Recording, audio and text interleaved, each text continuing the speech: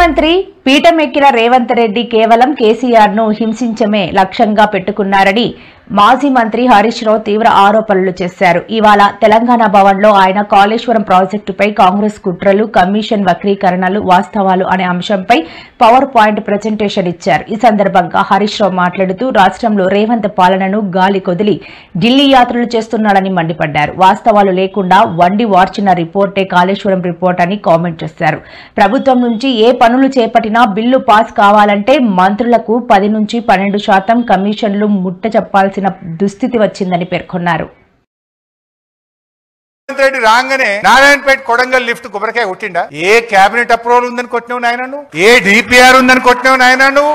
ఏ CWC commission report ఉందని నువ్వు పనులు స్టార్ట్ చేసినావు అని అడుగుతున్నా. ఇది నేను నోటి మాట చెప్తలేను. ఇన్ఫర్మేషన్ యాక్ట్ లో నేను అడిగితే సమాధానం 11/9/2024 లో రాష్ట్ర ప్రభుత్వ ఇరిగేషన్ శాఖ ఇచ్చిన ఆన్సర్ నాకు please provide calculations and details of cost benefit ratio అన్న రిప్లై డిపిఆర్ అండర్ ప్రిపరేషన్. ఎప్పుడు కొట్టిండు రేవంత్ రెడ్డి కొబ్బరికాయ? ఫిబ్రవరి 2024 కొట్టిండు. నాకు రిప్లై ఎప్పుడు వచ్చింది? 9th month 2024 వచ్చింది. అంటే డిపిఆర్ లేకుండానే కొబ్బరికాయ కొట్టిండు, పనులు స్టార్ట్ చేసిండు. Please provide clearance documents from central water commission, ministry of environment and central electricity authority under process. అంటే సిడబ్ల్యూసి అనుమతి లేదు, ఎన్విరాన్మెంట్ అనుమతి లేదు, డిపిఆర్ లేదు. మరి ఇలా దాన్ని పనులు ప్రారంభించారు, బిల్లులు చెల్లించారు. ఇప్పుడు ఎవరిని వేయాలి లోపల? కాళేశ్వరంకి అన్ని అనుమతులు ఉన్నాయి. నువ్వు ఏ అనుమతులు లేకుండా, డిపిఆర్ లేకుండా, సిడబ్ల్యూసి అనుమతులు లేకుండా నువ్వు ఎట్లా కడతావు ఈ ప్రాజెక్ట్ అని అడుగుతున్నా. అంటే మాట్లాడు ఈజీ, దీనికి సమాధానం చెప్పండి. మరి ఇప్పుడు ఉంటే చూపి ఉత్తమ్ కుమార్ రెడ్డి. నారాయణపేట కొడంగల్ లిఫ్ట్ ఇరిగేషన్ ఏదైతే నువ్వు 4350 కోట్లతో స్టార్ట్ చేసినావో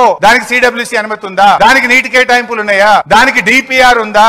దానికి ఏదైనా కేంద్ర ప్రభుత్వం నుంచి ఒక్క అనుమతి ఉందా? ఏ అనుమతి లేకుండా కొబ్బరికాయ ఎట్లా కొట్టినావు? పనులు ఎట్లా స్టార్ట్ చేసినావు? బిల్లు మా ప్రభుత్వం ఏర్పడిన సంవత్సరంలో ఆనాడు గొప్ప విజయాలు సాధించినాం. కేసీఆర్ గారు మొదటి సంవత్సరంలోనే ఎన్నో ఏళ్లుగా రైతులు, పారిశ్రామికవేత్తలు, ప్రజలు ఇబ్బంది పడుతుంటే ఒక్క సంవత్సరంలోనే విద్యుత్ సమస్య పరిష్కారం చేసి 24 గంటల కరెంట్ ఇచ్చి చూపించండు కేసీఆర్ గారు. ఈ నివేదిక అమరావతిలో అవినీతికి అంతే లేకుండా పోయిందని మాజీ సీఎం జగన్మోహన్ రెడ్డి సంచలన ఆరోపణలు చేశారు. ఆ ప్రాంతంలో కడుతున్న కట్టడాల్లో అవినీతికి పాల్పడుతున్నారని ఆరోపించారు. చదరపు అడుగుకు 4000 పెడితే 5 స్టార్ సదుపాయాలు వస్తాయని, కానీ 10,000 రూపాయలు పెడుతున్నారని వ్యాఖ్యానించారు. 10% కాంట్రాక్ట్ ఇచ్చి 8% కమిషన్ వసూలు చేస్తున్నారని ఆగ్రహం వ్యక్తం చేశారు.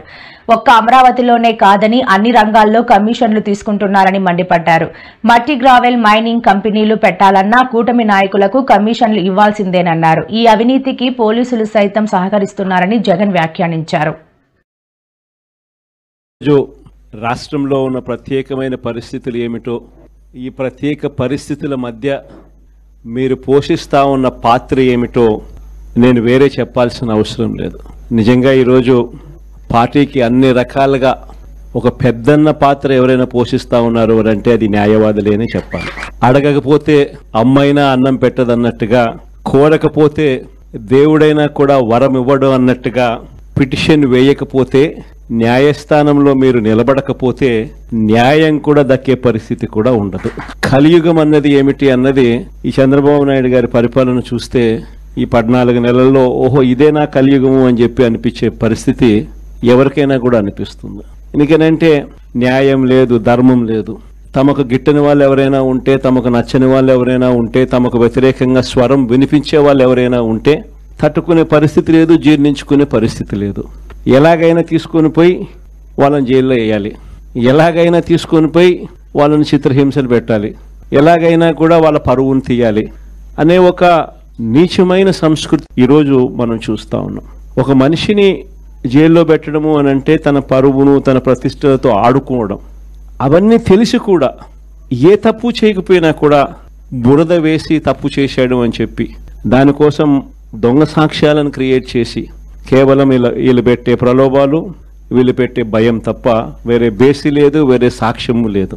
ఇలాంటి పరిస్థితుల మధ్య న్యాయం జరగడానికి కోసం బాధితుల తరపున గట్టిగా నిలబడి వాళ్ళ స్వరం వినిపించే కార్యక్రమం ఎక్కడైనా చేయాల్సిన పరిస్థితి ఏదైనా ఉంది అని అంటే అది ఇంకా మన భుజస్కంధాల మీద ఇంకా బాధ్యత ఎక్కువైంది. ప్రతిపక్షంలో ఉన్నప్పుడు వైఎస్ఆర్సీపీ ప్రభుత్వ హయాంలోనే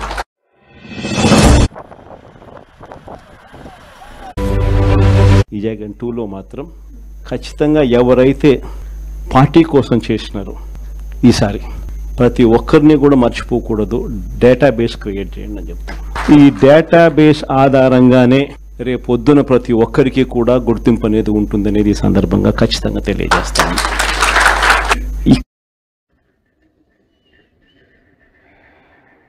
ముట్టుకుంటే మసైపోతావంటూ సీఎం రేవంత్ రెడ్డికి BRS working president KTR mass warning ఇచ్చారు. మంగళవారం ఎక్స్ వేదికగా కేటీఆర్ ఒక ప్రకటన విడుదల చేశారు. హైదరాబాద్ వాసులకు కేసీఆర్ అందించిన ఉచిత మంచినీటి పథకాన్ని ముట్టుకుంటే ముఖ్యమంత్రి మసే అంటూ కేటీఆర్ హెచ్చరించారు. 20 నెలలు కావస్తున్నా ఇచ్చిన 420 హామీలు అమలు చేయలేక ఇప్పటికే చేతులెత్తేసిన రేవంత్ రెడ్డి మహా పాపాన్ని మూటగట్టుకున్నారని విమర్శించారు.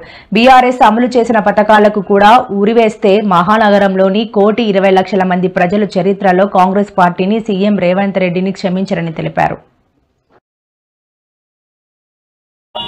మేము ఒక 6-7 విషయాలు కుండబద్దలు కొట్టినట్టు మా పార్టీ అభిప్రాయాన్ని చెప్పాం. అందులో మొట్టమొదటిది, ప్రపంచవ్యాప్తంగా ఈరోజు అమెరికా లాంటి దేశాలు కానీ, యునైటెడ్ కింగ్డమ్ కానీ, జర్మనీ కానీ, ఇటలీ కానీ, ఇంకా చాలా దేశాలు ఇవాళ ఎలక్ట్రానిక్ ఓటింగ్ మెషిన్లు కొంతకాలం ప్రయోగాలు చేసినా దాని నుంచి వచ్చిన కొన్ని ఫలితాల విషయంలో వచ్చిన అనుమానాలు, ప్రజల్లో ఉన్న విశ్వాసలేమి, నమ్మకం లేని తనం వల్ల ఓటింగ్ మెషిన్లు వద్దనుకొని పేపర్ బ్యాలెట్ కే ఈ దేశాలన్నీ కూడా మళ్ళీ తిరిగి వెనక్కి వెళ్ళిపోయినాయి. మేము ఎన్నికల కమిషన్ ని కోరింది ఏమంటే, మనం కూడా భారతదేశంలో ప్రపంచంలోనే అతి పెద్ద ప్రజాస్వామ్య దేశం భారతదేశం, 140 కోట్ల జనాభా కలిగిన దేశం, మరి దాదాపు 100 కోట్ల ఓటర్లు కలిగిన దేశం. మరి ఇట్లాంటి దేశంలో ఏదో ఈ మెషిన్ల వల్ల ఏదో నష్టం జరుగుతున్నది, నేను వేసిన ఓటు నేను అనుకున్న వారికి పోవడం లేదు అనే అభిప్రాయం ఉంటే అది ప్రజాస్వామ్యానికి చేటు. కాబట్టి మరి ఎలక్ట్రానిక్ ఓటింగ్ మెషిన్లను పక్కన పెట్టి తిరిగి పేపర్ బ్యాలెట్ నే తీసుకోవాలని చెప్పి ఇవాళ మేము మా పార్టీ తరఫున ఎలక్షన్ కమిషన్ ని కోరాం. ఆ ప్రాసెస్ కూడా మళ్ళీ తిరిగి పేపర్ బ్యాలెట్ ప్రవేశపెట్టే ప్రాసెస్ కూడా బీహార్ ఎన్నికల నుంచే ప్రారంభించండి. నవంబర్ లో జరగాల్సి ఉన్న బీహార్ ఎన్నికల్లోనే తిరిగి పేపర్ బ్యాలెట్ ప్రవేశపెట్టండి. ఆ తర్వాత వచ్చే సాధారణ ఎన్నికల్లో అన్నింటిలో కూడా ఖచ్చితంగా మళ్ళీ పేపర్ బ్యాలెట్ తోనే నిర్వహించాలని చెప్పి కూడా మా పార్టీ తరఫున కుండబద్దలు కొట్టినట్టుగా మా అభిప్రాయాన్ని చెప్పాం. అదంతా గ్యాస్, అందులో ఉన్నది ట్రాష్ తప్ప ఏమీ లేదు. 655 పేజీల నివేదికను 60 పేజీల కుదించడంలోనే వాళ్ళ భాగవతం అర్థమైపోయింది. అంటే 600 పేజీలు వాళ్ళకి ఇష్టం లేని ఉన్నాయి, 60 పేజీలు వాళ్ళకి ఇష్టం ఉన్నవి ఉన్నాయి కాబట్టి వాటిని చూపెట్టే ప్రయత్నం చేస్తా ఉన్నారు. రెండోది, నాకు తెలియక అడుగుతా ఉన్నా, రిపోర్ట్ ఇచ్చింది సాయంత్రం, అర్ధరాత్రి ఆస్థాన మీడియాకు వెంటనే లీకులు, తెల్లారి వరకే ఈయన పాపాల భైరవుడు ఆన పాపాల భైరవుడు అని అడ్డమైన రోత వార్తలు. బంగాళాఖాతంలో కొనసాగుతున్న ఉపరితల ఆవర్తన ద్రోణి ప్రభావంతో తెలుగు రాష్ట్రాల్లో మరో 3 రోజుల పాటు విస్తారంగా వర్షాలు కురుస్తాయని వాతావరణ శాఖ అలర్ట్ జారీ చేసింది. ఇప్పటికే ఏపీ, తెలంగాణలోని పలు జిల్లాల్లో మోస్తా నుంచి భారీ వర్షాలు కురుస్తున్న విషయం తెలిసిందే.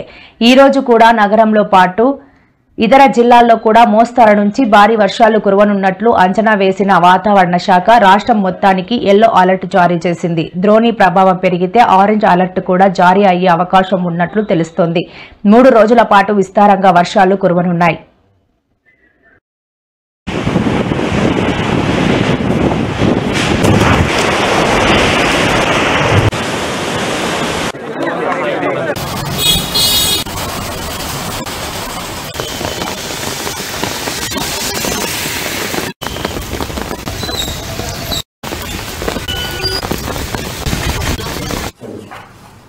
దీని ప్రభావం వల్ల మనకి మన రాష్ట్రంలో వర్షాలు పడే అవకాశం ఉంది. నార్త్ కోస్టల్ ఆంధ్రప్రదేశ్ అంటే ఉత్తర కోస్తాలోని ఉత్తర కోస్తా ఆంధ్రాలోని ఎక్కువ ఒక మోస్తరు నుంచి తేలికపాటి నుండి మోస్తరు వర్షాలు లేదా ఉరుములతో కూడిన జల్లులు విస్తారంగా పడే అవకాశం ఉంది. అంటే చాలా మోస్ట్ ప్లేసెస్లో పడే అవకాశం ఉంది. ఈ థండర్ స్టార్మ్స్ కూడా పడే అవకాశం ఉంది. దీంట్లోని గాలులు 50 నుంచి 60 కిలోమీటర్ల వేగంతో వీచే అవకాశం ఉంది. అదే దక్షిణ కోస్తాలో అయితే పలు చోట్ల అంటే అనేక చోట్ల పడే అవకాశం ఉంది. ఇక్కడ కూడా ఉత్తర కోస్తాలో అయితే కొన్ని చోట్ల భారీ వర్షాలు కూడా పడే అవకాశం ఉంది. 1-2 దగ్గరలో భారీ వర్షాలు కూడా పడే అవకాశం ఉంది. మనకి శ్రీకాకుళం, విజయనగరం, విశాఖపట్నం, అనకాపల్లి, పార్వతీపురం, మన్యం, ఏఎస్ఆర్ ఈ జిల్లాల్లో 1-2 చోట్ల భారీ వర్షం లేదా ఉరుములతో కూడిన జల్లు పడే అవకాశం ఉంది.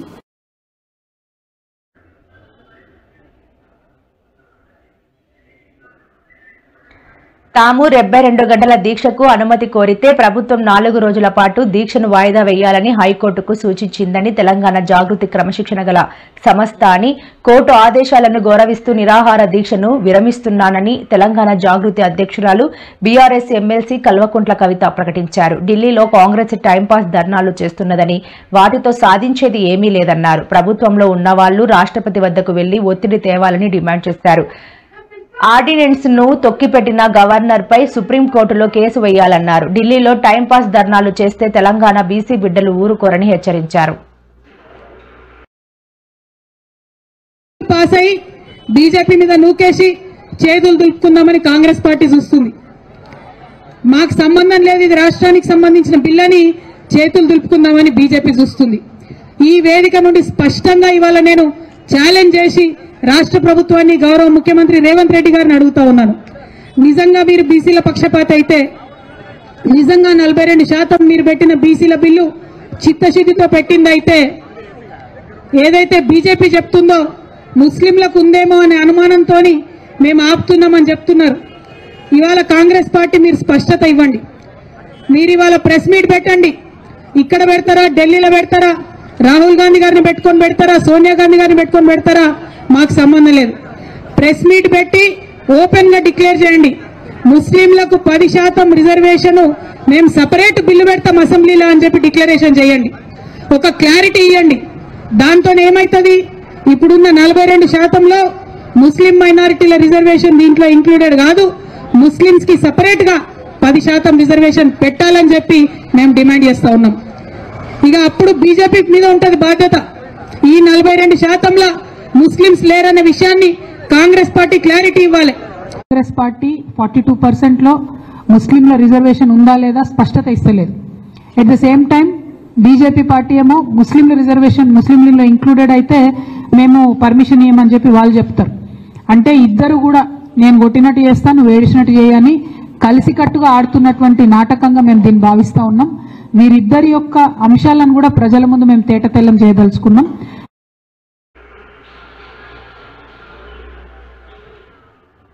గత కొన్ని రోజులుగా రాష్ట్రంలో భారీ వర్షాలు కురుస్తున్నాయి. దీంతో సీజనల్ వ్యాధులు కూడా విపరీతంగా ప్రబలుతున్నాయి. ముఖ్యంగా వానాకాలంలో డెంగ్యూ కేసుల సంఖ్య పెరిగే ప్రమాదం ఉందని వైద్యులు హెచ్చరిస్తున్నారు.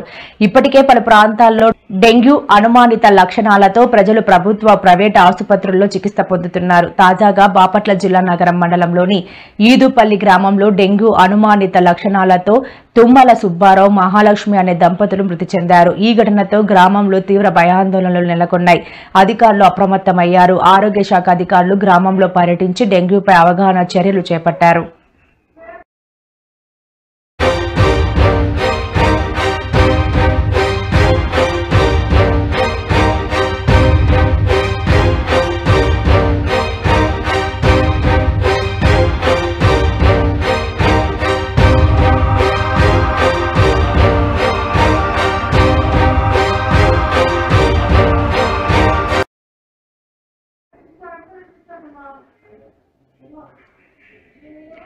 గత కొన్ని రోజులుగా రాష్ట్రంలో భారీ వర్షాలు కురుస్తున్నాయి. దీంతో సీజనల్ వ్యాధులు కూడా విపరీతంగా ప్రబలుతున్నాయి. ముఖ్యంగా వానాకాలంలో డెంగ్యూ కేసుల సంఖ్య పెరిగే ప్రమాదం ఉందని వైద్యులు హెచ్చరిస్తున్నారు.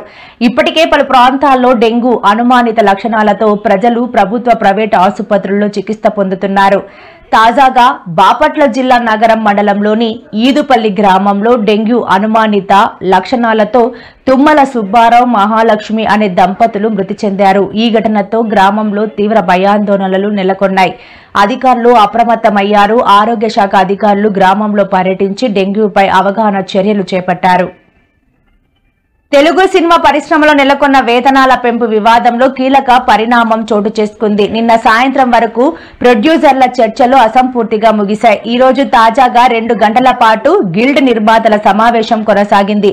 ఈ చర్చల అనంతరం ఫిలిం ఎంప్లాయీస్ డిమాండ్ల మేరకు వేతనాలు పెంచే ప్రసక్తి లేదని గిల్డ్ నిర్మాతలు తేల్చి చెప్పారు. అలాగే తమ సినిమాల షూటింగ్లు కొనసాగిస్తామని, షూటింగ్లకు ఎవరూ అడ్డు రావద్దని, ఎవరైనా మా షూటింగ్ కు వచ్చే కార్మికులను అడ్డుకుంటే చట్టపరంగా చర్యలు తీసుకుంటామని గిల్డ్ నిర్మాతలు హెచ్చరించారు.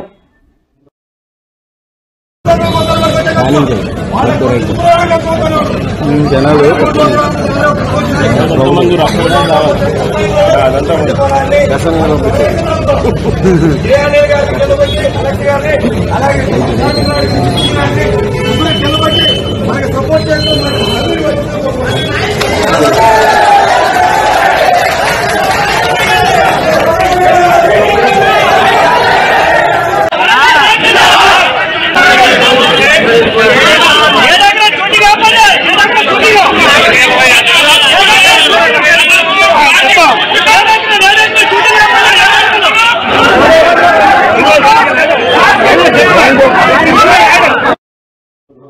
ఆంధ్రప్రదేశ్ అధికార పార్టీ ఎమ్మెల్యేకు సంబంధించిన ఓ వీడియో సోషల్ మీడియాలో వైరల్ అయిన విషయం తెలిసిందే. ఆ వీడియోలో ఎమ్మెల్యే నజీర్ ఓ మహిళతో వీడియో కాల్లో అసభ్యంగా ప్రవర్తించినట్లు కనిపించింది. తన ఫోన్ ఎవరో దుండగులు ఫోన్ ను హ్యాక్ చేసి రైల్లో వెళ్లేటప్పుడు తీసుకున్న వీడియోను మార్ఫ్ చేశారని ఆమె ఆరోపించారు.